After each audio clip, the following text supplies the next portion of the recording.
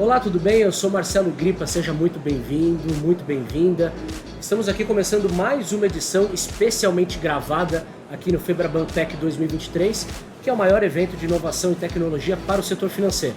O nosso tema de hoje explora uma visão holística das empresas e aborda duas necessidades centrais de qualquer negócio: ganhar mais e perder menos. Do lado de ganhar mais é a necessidade de rentabilizar melhor a carteira de clientes. E do lado de perder menos é o cuidado com as fraudes que atormentam as instituições bancárias. E esse é um assunto para dois especialistas que eu apresento agora. O Aldo Barretella é Senior Head de Canais Digitais no Banco Santander. Oi, Aldo, muito obrigado pela sua participação. Olá, Marcelo. Olá, Rafael. Muito obrigado.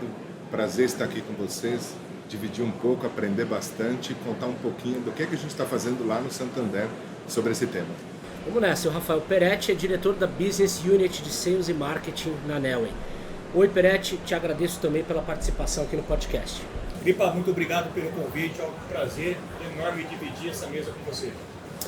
Nós temos dois objetivos aqui no podcast de hoje, que é falar sobre ganhar mais e perder menos. Eu vou começar pela primeira parte, Peretti. Nesse mercado que é super competitivo, qual deve ser o ponto de partida para o setor financeiro, né? Traçar uma estratégia capaz de rentabilizar melhor os negócios? Legal, Gripa. Poxa, quando a gente está falando de rentabilização, a gente pode olhar para a segmentação também e entender que esses dois fatores eles estão intimamente interligados. E quando a gente fala de rentabilização, acho que o ponto de partida ele se dá no conhecimento ou o autoconhecimento. Primeiro, o autoconhecimento do ecossistema interno da indústria financeira, interno do banco. Você precisa se conhecer muito bem. E, do outro lado, entender que existe um ecossistema apartado do banco, que é o ecossistema interno. É o cliente que está lá fora, que ainda não é cliente do banco. Então, quando a gente conhece bem o cliente que está dentro de casa, eu entendo como consigo rentabilizar melhor a minha carteira dentro de casa, e entendo o melhor perfil do meu cliente e como principalmente eu consigo fazer uma cópia desse perfil e identificar esse melhor perfil lá fora. Então eu entendo que se eu tenho um bom perfil aqui dentro, eu sei que existem centenas deles fora do meu banco. Como que eu identifico essas pessoas lá e como que eu atraio essas pessoas aqui para dentro? Então acho que o ponto de partida seria esse. Aldo, você participou de um painel aqui no Febraban Tech sobre o fato de o cliente estar no controle de suas decisões financeiras. Que momento é esse que nós estamos vivendo e como o Santander enxerga esse novo cliente empoderado? Eu gostaria de dividir até em alguns blocos. Eu acho que tem uma questão de conhecimento / nível de conhecimento. Vou contar uma breve história.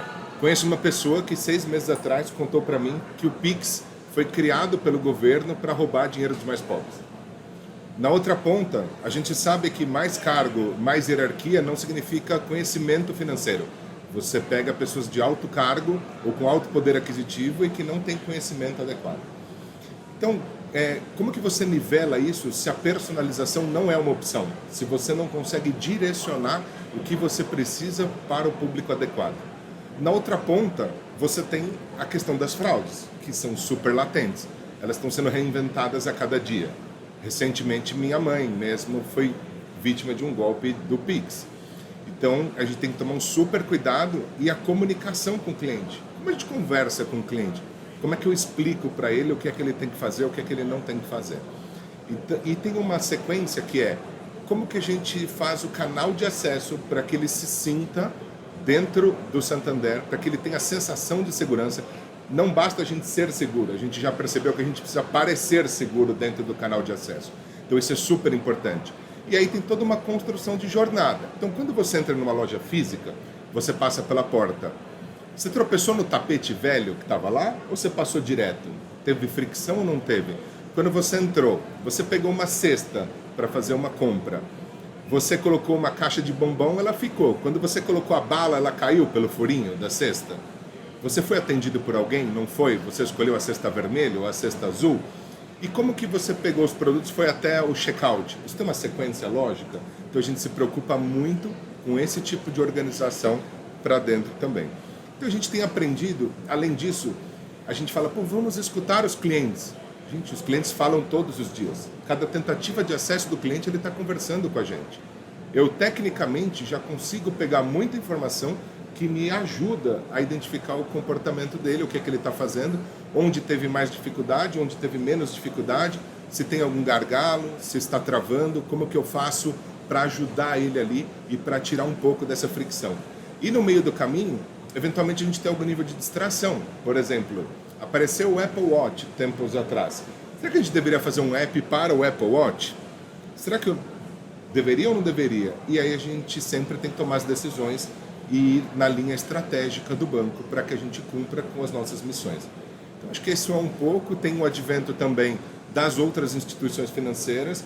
O Open Finance chegou para acirrar a competitividade, padronizou o modelo de compartilhamento de informações através do consentimento, muito embora a gente sabe que ainda o consentimento, o modelo como ele é hoje, ele tem data de validade, porque não dá mais para a gente levar o cliente daqui para outro aplicativo, voltar. Então acho que isto a gente vai ver uma mudança em breve ainda nos próximos tempos. E a tecnologia está no centro dessas discussões, né?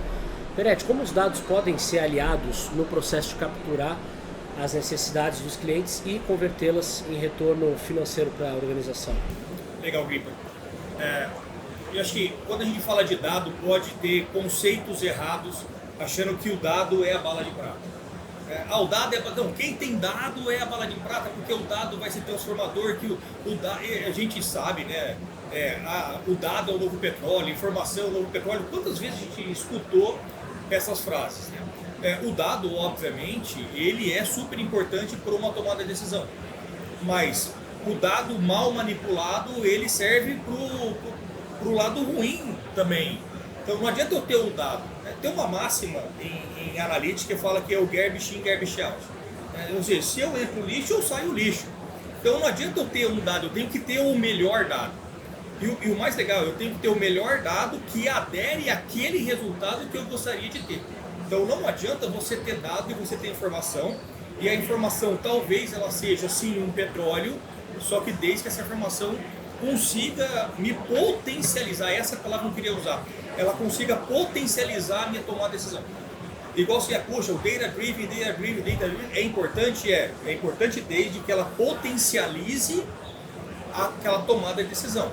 Então a gente está falando de conhecimentos, a gente estava falando, né, poxa, qual que é o start disso tudo? O start disso tudo é conhecer o cliente interno, fazer um lookalike desse cliente interno, desse lookalike conseguir ter um TAM, né, um achievable marketing, um mercado endereçável que realmente faça sentido para mim. E aonde que vem o dado? Aonde que vem a informação?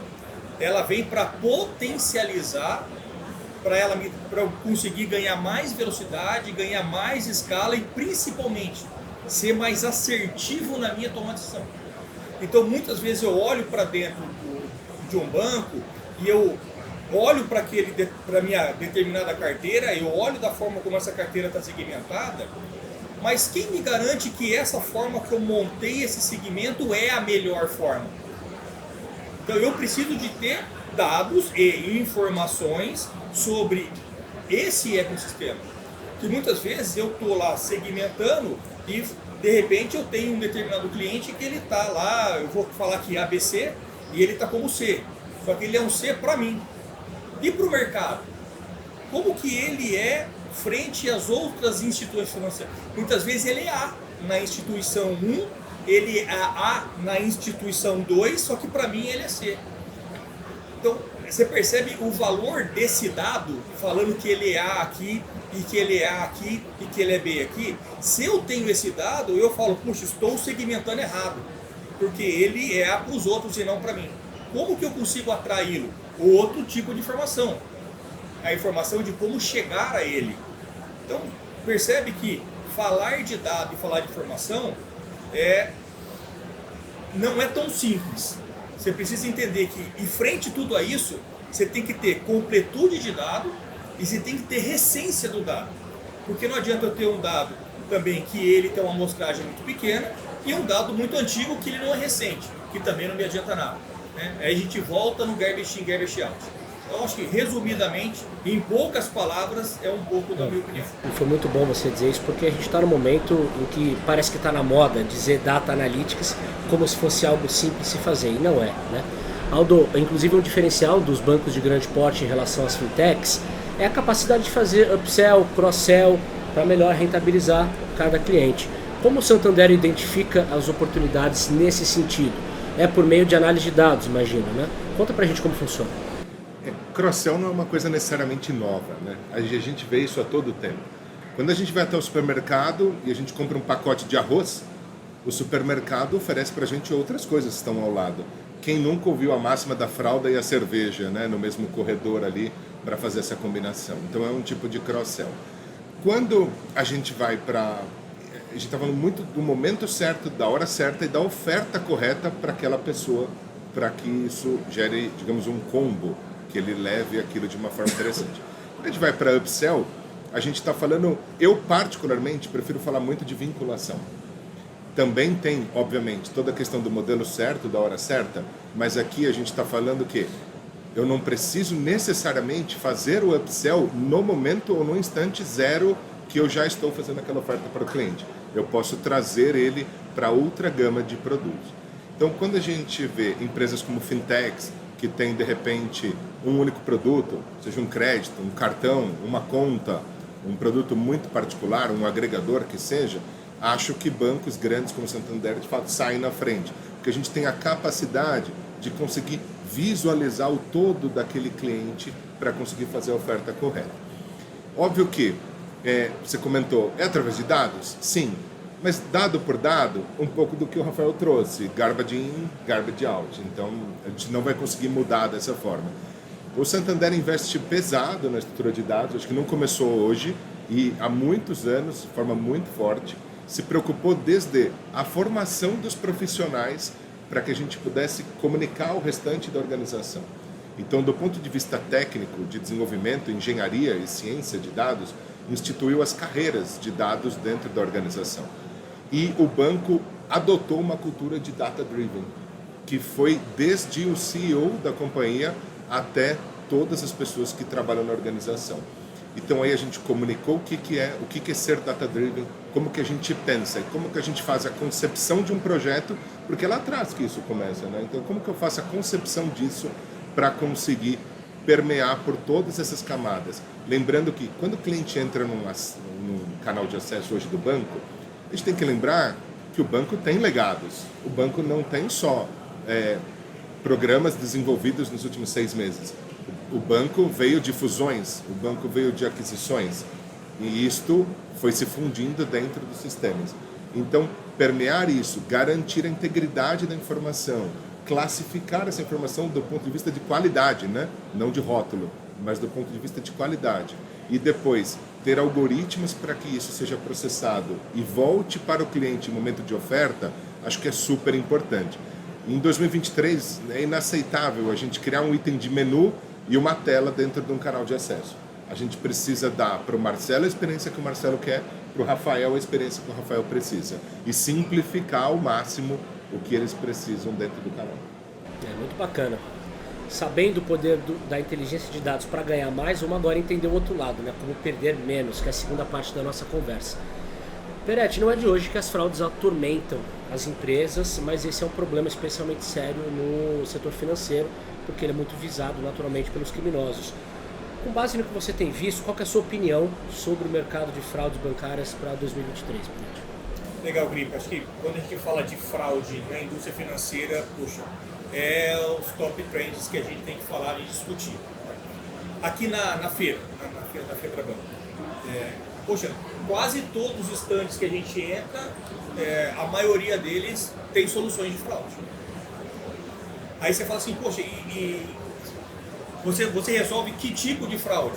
Tem uns que resolvem fraude do onboarding, outros fraude da transação, outros fraudes do device, fraudes da segurança da informação, fraudes da testes muitas vezes de invasão, ou seja, o tema fraude, ele é talvez um dos mais relevantes que a gente está escutando na Febraban. Tá? E quando eu olho e falo assim, puxa, qual que é a sua visão do tema de fraude? Não adianta a gente ter uma solução de fraude, porque uma solução de fraude não é eficiente. E não adianta também eu ter uma solução de fraude para cada situação, porque eu vou trabalhar numa esfera sem redundância. Então, acho que o grande segredo disso é como que eu orquestro. Então eu preciso ter 2, 3 fornecedores para o onboard, 2, 3 fornecedores para o aplicativo, 2, 3 fornecedores para a transação do Pix, para a transação de transferências de valores menores, de valores maiores, de valores extremamente altos. Então, e aonde que está o grande desafio? Eu chego no momento onde eu tenho 15, 18 fornecedores de fraude, cada fornecedor desse com 8, 9, 10 APIs, e a hora que eu vejo, eu estou literalmente com uma orquestra sinfônica de APIs e fornecedores, e a habilidade de orquestrar tudo isso, ela é imprescindível. Então assim, qual que é o pulo do gato? Qual que é a bala de prata? Porra, não tem. É a destreza que eu vou ter enquanto instituição em conseguir organizar esse time inteiro, e no final do dia, quando acontecer alguma fraude, eu ter alguém que assuma. Porque a gente sabe que quando acontece uma fraude, ninguém quer ficar com o filho feio. Todo mundo empurra o filho feio pro outro. Não, pô, isso aqui é um aplicativo, não, isso aqui foi evasão, isso aqui foi o elo mais fraco, que infelizmente chamam o usuário de elo mais fraco. Isso é uma tristeza quando diz isso. Não, o usuário é o elo mais fraco. Poxa, aqui a gente fala tanto em experiência do usuário e a gente acaba colocando uma cruz em cima dele, né? E eu acho péssimo isso. Então ninguém quer ficar com o filho feio. Eu acho que a gente precisa ter uma estrutura de prevenção à fraude que quando aconteça a fraude, fala assim, fui eu, tá errado, vamos arrumar e ela não vai acontecer mais. Ótimo. E isso não é feio falar.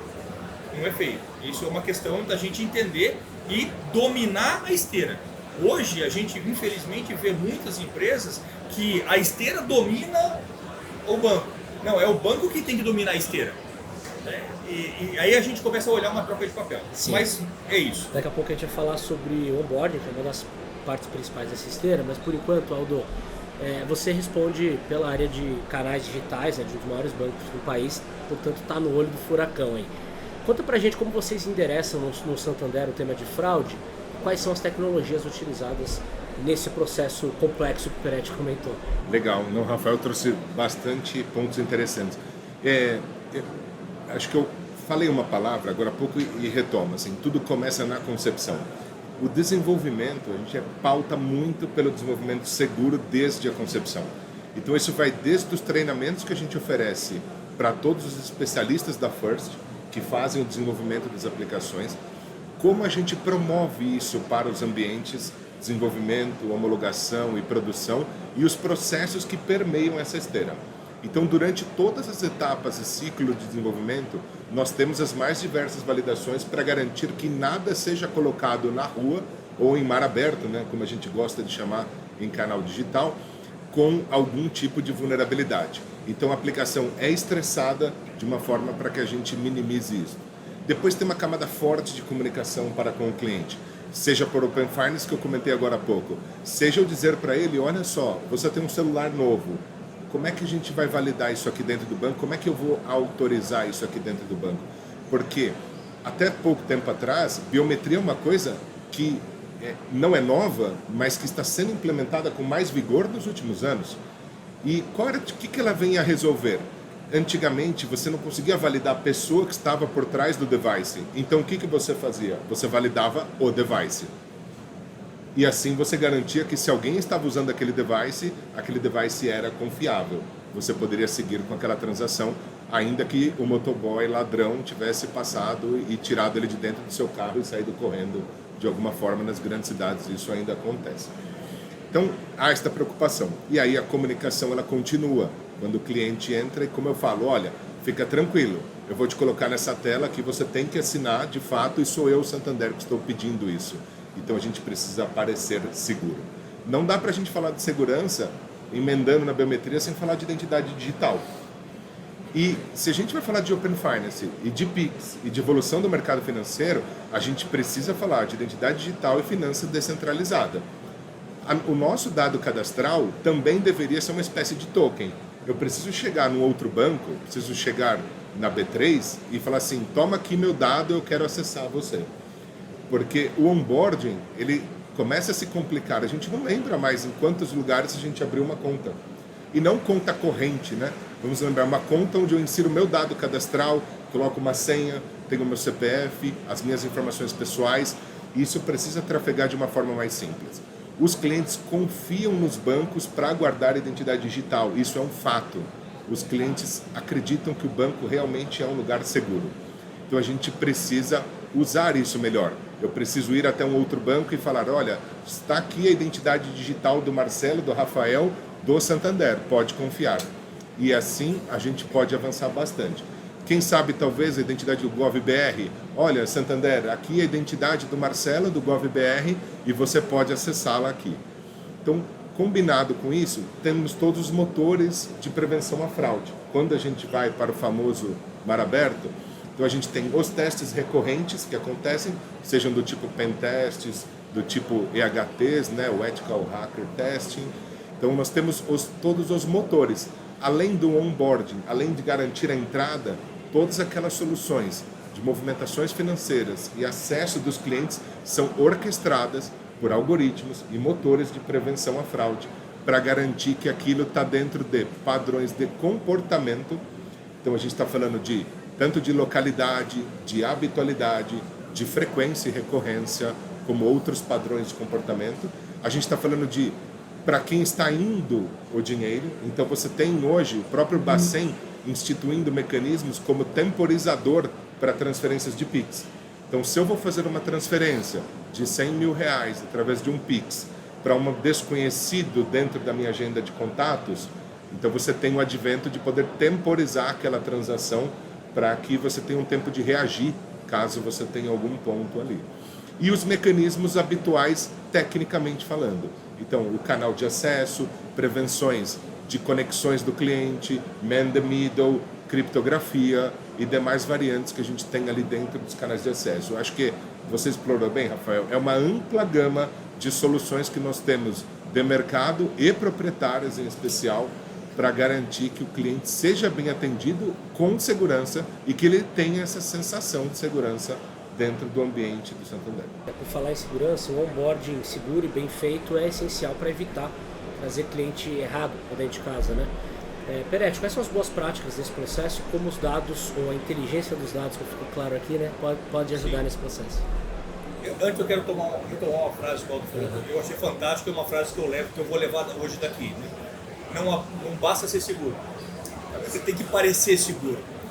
E parece ser uma frase simples, mas você leva um tempo para digerir e ruminar essa frase, porque tem muita coisa por trás dela. E o parecer, a gente está falando que cada cliente entende de uma forma diferente. E o entender do cliente tem tudo a ver com o onboarding. Porque tem cliente que entende que dar o CPF basta. Tem outro cliente que ele topa fazer uma foto do documento. Se a gente pega os millennials, por exemplo, eles têm menos paciências que nós, que somos um pouco mais old school. Então, pedir foto, pedir selfie, pedir foto do documento, colocar o nome da rua, colocar isso ali, chega que ele desiste, fala que chega, está pedindo muita coisa. Então, o onboarding hoje eficiente é um onboarding que parece seguro, é seguro e evita fricção, ou seja, quanto menos dado, melhor. Só que isso traz uma contravenção gigantesca, porque é uma antítese da segurança. Com menos dado, eu tenho menos fontes de informações para analisar. E aí que está o desafio. Como que a indústria de prevenção à fraude, ela precisa se organizar a fim de receber talvez só um dado e conseguir fazer a melhor gestão de prevenção à fraude possível. E qual que esse é um dado? Talvez seja o CPF. Ou talvez não seja o CPF, talvez seja só a face. Então eu vou tirar uma selfie, a partir desse momento eu já sei que CPF que é, como que esse CPF se comporta, né? E todos aqueles artefatos que o Aldo comentou. Existe ainda muito caminho pela frente, existe um trajeto difícil de percorrer, mas eu acredito também que a indústria financeira está fazendo de tudo e principalmente no caminho certo. O papo tá muito bom, mas infelizmente estamos chegando perto do final, Aldo, mas ainda dá tempo de perguntar uma questão importante conectada com isso que o Peretti falou, que ao mesmo tempo que o combate à fraude é essencial, a experiência do usuário também né? Impacta muito os resultados e claro que não pode ser prejudicada em nome do cumprimento de todas as etapas de segurança. Como equilibrar esses dois mundos? E é super complexo, né? Os clientes acabam não percebendo o que acontece num simples clique. Quando você entra com CPF e uma senha, quando você entra com uma agência e conta e uma senha, o que acontece por trás, naqueles milésimos de segundo, é um batalhão de orquestrações. Na prática, a gente está ali capturando todas aquelas informações por guardiões que vão permitir que você faça o acesso. Quanto mais você fecha o ponto de vista de segurança, mais você coloca regras para validação. Veja, podem ser regras dinâmicas, podem ser algoritmos, independente do tipo de algoritmo, mas mais passos você coloca. Isso tende a fazer com que algumas requests fiquem mais lentas. Na ponto de vista do cliente, ele percebe, poxa, esse login do banco B demora mais do que o do banco A. É isso que ele percebe na prática. Quando você pega aparelhos celulares, onde os clientes usam o famoso jailbreak, né? Eles fazem ali o jailbreak no celular, ou como que você sabe se ele está num simulador ou se ele fez um jailbreak no celular? Então, à medida que você institui regras e eleva o nível de segurança, você verifica todas essas capacidades. Em alguns casos, isso se traduz a problemas com alguns devices, a barreiras que impedem aqueles tipos de device de acesso. Em alguns momentos, você eleva o tempo de resposta das transações e ele sente isso na prática.